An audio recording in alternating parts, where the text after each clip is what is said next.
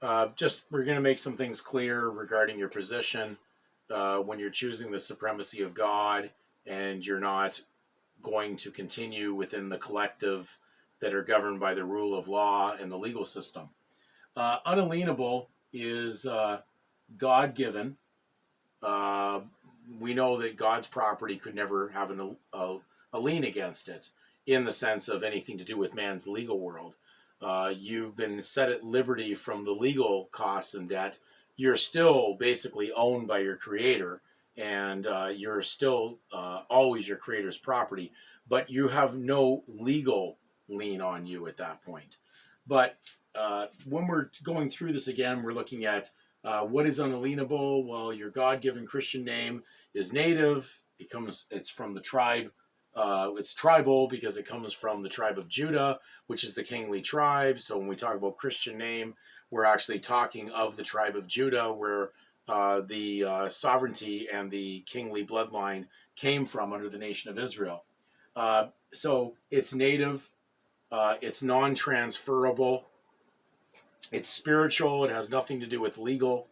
Then when you go into the legal sense of things, we understand too that it could never be foreign, as we're going to read in Ephesians chapter 2 shortly. So the legal surname is foreign, and it is alienable and transferable, and that's what they're doing. All they're doing is moving around and transferring debt. And that's how title works in the legal world. All they're doing is conveyancing one debt onto another debtor name. It's just a bill of exchange, exchanging one debt for another. We're going to read Ephesians chapter 2, and there's a couple of scriptures in here, or verses, that are important.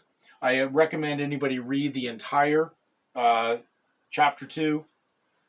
It says in verse 11, "Wherefore remember that ye being in time past Gentiles in the flesh, who are called uncircumcision by that which is called the circumcision in the flesh, made by hands, that at the time ye were without Christ, being aliens from the commonwealth of Israel, and strangers from the covenant of promise, having no hope, and without God in the world."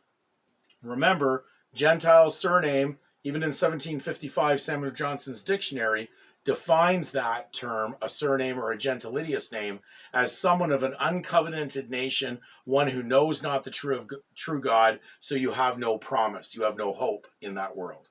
Then we get to verse 19, "Now therefore you are no more strangers and foreigners, but fellow citizens with the saints," that is believers or Christians, "and of the household of God." So, are you going to remain as a debtor under the legal household of Satan and his imagination kingdoms, or are you going to be in the unalienable position under the kingdom of God, no longer foreigners to the covenant of promise?